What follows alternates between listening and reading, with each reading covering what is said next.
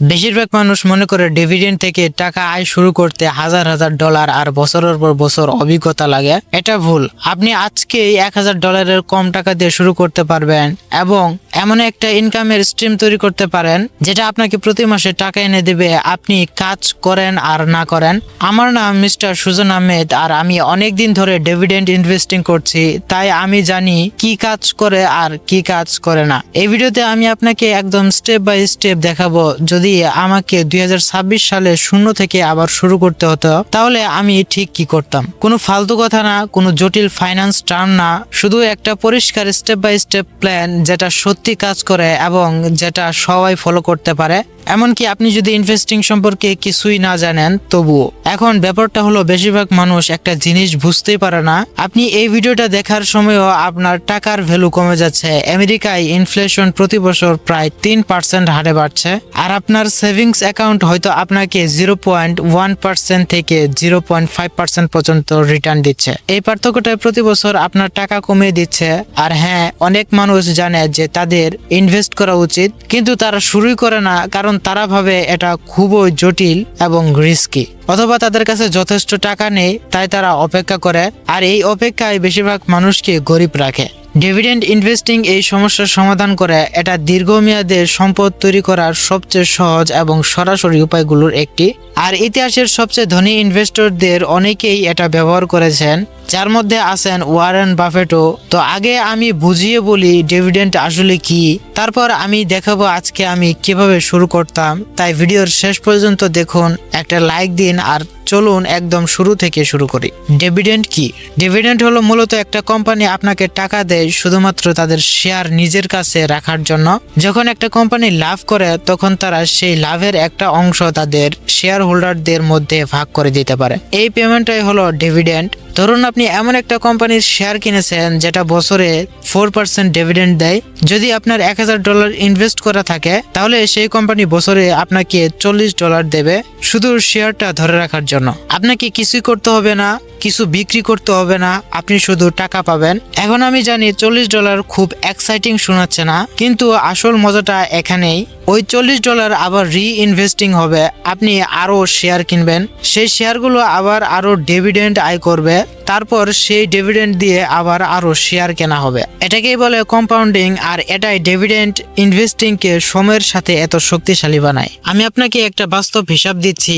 যদি আপনি আজকে $1000 একটা ডিভিডেন্ড ETF এ ইনভেস্ট করেন যার আইল্ড 4% এবং এভারেজ অ্যানুয়াল গ্রোথ রেট 8%, আর আপনি প্রতি মাসে মাত্র $200 যোগ করেন 20 বছর ধরে, তাহলে আপনার কাছে প্রায় $1,30,000 থেকে $1,50,000 পর্যন্ত হতে পারে। আর সেই পোর্টফোলিও আপনাকে বছরে প্রায় $5,000 থেকে $6,000 পর্যন্ত শুধু ডিভিডেন্ড থেকেই দেবে, একদম প্যাসিভ ভাবে। এটা কোনো কল্পনা না, এটা বেসিক ম্যাথ। আর এজন্যই যদি আমাকে 2026 সালে আবার শুরু করতে হতো তাহলে আমি ডিভিডেন্ড ইনভেস্টিং এ শুরু করতাম। স্টেপ নাম্বার 1, ETF দিয়ে আপনার ফাউন্ডেশন তৈরি করুন। আমি প্রথমে যেটা করতাম সেটা হলো ইন্ডিভিজুয়াল স্টক আপাতত ভুলে যেতাম। আমি জানি এটা শুনে অদ্ভুত লাগছে, কিন্তু একটু শুনুন। যখন আপনি নতুন শুরু করেন তখন সবচেয়ে বড় রিস্ক হলো ভুল কোম্পানি বেছে নেওয়া। একটা সিঙ্গেল স্টক 50% থেকে 70% এমনকি শূন্যও চলে যেতে পারে। আর যদি আপনার সব টাকা সেইখানেই থাকে তাহলে সব শেষ। ETF এই সমস্যার সমাধান করে। ETF বা এক্সচেঞ্জ ট্রেড ফান্ড হলো অনেকগুলো স্টকের একটা বান্ডেল যেটা একসাথে একটা ইনভেস্টমেন্ট হিসেবে থাকে। তাই একটা কোম্পানির উপর বাজি ধরার বদলে আপনি একসাথে ডজন ডজন বা শত শত কোম্পানিতে টাকা ছড়িয়ে দিচ্ছেন। ডিভিডেন্ড ইনভেস্টিং এর জন্য আমি বিশেষ করে দুইটা ETF দিয়ে শুরু করতাম। প্রথম হলো VYM, যার পুরো নাম ভ্যানজার্ড হাই ডিভিডেন্ড ইল্ড ETF। এই ফান্ডে 400-এরও বেশি কোম্পানি আছে যারা এভারেজ এর চেয়ে বেশি ডিভিডেন্ড দেয়, যেমন JP Morgan, Exxon Mobil, Johnson & Johnson আর Procter & Gamble এর মতো কোম্পানি। 2026 সালের শুরু অনুযায়ী VYM এর ডিভিডেন্ড ইল্ড প্রায় 2.7% 5% এবং গত দশকে অ্যাভারেজ অ্যানুয়াল রিটার্ন প্রায় 9% দিয়েছে। এটা স্টেবল, ডিভার্সিফাইড এবং লং টার্ম ফাউন্ডেশন হিসেবে দারুণ। দ্বিতীয়টা হলো SCHD, যেটা Schwab US dividend equity ETF. এটা ডিভিডেন্ড কোয়ালিটি এর উপর আরো বেশি ফোকাসড। এই ইটিএফ এমন কোম্পানি বেছে নেয় যারা ধারাবাহিকভাবে তাদের ডিভিডেন্ড বাড়াতে পারে। SCHD এর yield প্রায় 3.5% এবং ডিভিডেন্ড গ্রোথ ইটিএফ এর দুনিয়ায় এটার ট্র্যাক রেকর্ড অন্যতম সেরা। অনেক ডিভিডেন্ড ইনভেস্টর এটাকে বর্তমানে সেরা ডিভিডেন্ড ইটিএফ মনে করেন। যদি আমি $1000 দিয়ে শুরু করতাম তাহলে আমি ভাগ করে ইনভেস্ট করতাম $600 SCHD তে আর $400 VYM এ। এতে আপনি ভালো yield আর লং টার্ম গ্রোথ দুটোই পাবেন। এটাই হবে আপনার ফাউন্ডেশন। স্টেপ নাম্বার 2, ড্রিপ চালু রাখুন। দ্বিতীয় কাজ যেটা আমি সঙ্গে সঙ্গে করতাম সেটা হলো ড্রিপ চালু রাখা। ড্রিপ এর পূর্ণরূপ হলো ডিভিডেন্ড রিইনভেস্টমেন্ট প্ল্যান। প্রায় সব ব্রোকারেজ এটা ফ্রিতে দেয় এবং নতুন ইনভেস্টরদের জন্য এটা সবচেয়ে পাওয়ারফুল টুলগুলোর একটি। এটা কিভাবে কাজ করে? আপনার ডিভিডেন্ড ক্যাশ হিসেবে পাওয়ার বদলে সেটা অটোমেটিকলি একটা ইটিএফ এর আরো শেয়ার কিনে ফেলে। তাই প্রতি কোয়ার্টারে আপনার পজিশন একটু একটু করে বড় হয় আর পরের কোয়ার্টারে যেহেতু আপনার শেয়ার বেশি তাই আপনার ডিভিডেন্ড পেমেন্টও একটু বেশি হয়। তারপর এটা চলতেই থাকে আপনাকে কিছু না করেও। এভাবে ছোট অ্যাকাউন্ট সময়ের সাথে সাথে বড় অ্যাকাউন্ট হয়ে যায়। আপনি শুধু ডিভিডেন্ড আয় করছেন না, আপনি আপনার ডিভিডেন্ডের উপর ডিভিডেন্ড আয় করছেন। এটাই কম্পাউন্ডিং এর আসল শক্তি। এখানে সবচেয়ে গুরুত্বপূর্ণ বিষয় হলো পেটিয়েন্স। প্রথম বছরে ড্রিপ হয়তো মাত্র কয়েক ডলার বাড়াবে, কিন্তু 10 বছর পরে এটা নিজে থেকে প্রতি কোয়ার্টারে শত শত ডলার যোগ করতে পারে। এই স্টেপকে হালকাভাবে নেবেন না, এটা চালু করুন এবং চালুই রাখুন। আর আপনি যদি আমাদের ভিডিও এখনো দেখছেন তাহলে কমেন্ট করে জানান যে আপনি কত মিনিটে ভিডিওটা দেখছেন। যারা আমার ভিডিওতে কমেন্ট করবে আমি সবার কমেন্টের লাইক দিব। Step number 3, automatic contribution set করুন। তৃতীয় স্টেপটাই বেশিরভাগ মানুষ স্কিপ করে যায়, অথচ এটা সম্ভবত সবচেয়ে গুরুত্বপূর্ণ।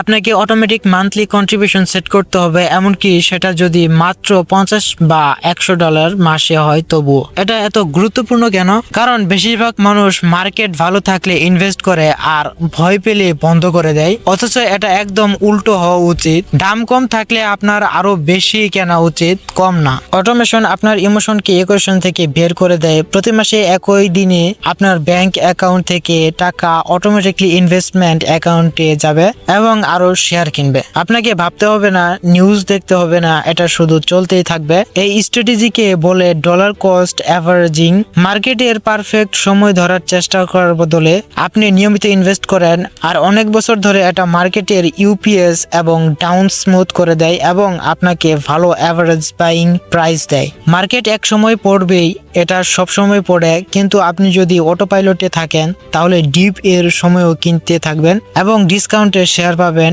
এভাবে আপনি লং টার্মে এগিয়ে থাকবেন। স্টেপ নাম্বার 4, 1 বা 2টা ইন্ডিভিজুয়াল ডিভিডেন্ড স্টক যোগ করুন। যখন আপনার ফাউন্ডেশন সলিড হয়ে যাবে, মানে ইটিএফ এ অন্তত $500 থেকে $1000 থাকবে, তখন আপনি ইন্ডিভিজুয়াল ডিভিডেন্ড স্টক দেখা শুরু করতে পারেন। আমি এমন কোম্পানি বেছে নিতাম যারা অন্তত টানা 10 বছর ডিভিডেন্ড বাড়িয়েছে। এর জন্য আসলে অফিসিয়াল লিস্ট আছে। যেসব কোম্পানি 25 বছর বা তার বেশি সময় ধরে ডিভিডেন্ড বাড়িয়েছে তাদের বলে ডিভিডেন্ড অ্যারিস্টোক্র্যাটস, আর যারা 50 বছরের বেশি সময় ধরে বাড়িয়েছে তাদের বলে ডিভিডেন্ড কিংস। 2026 সালে আমি যেসব কোম্পানি দেখতাম তার মধ্যে একটা হলো রিয়েলটি ইনকাম, যার টিকার সিম্বল হলো 0।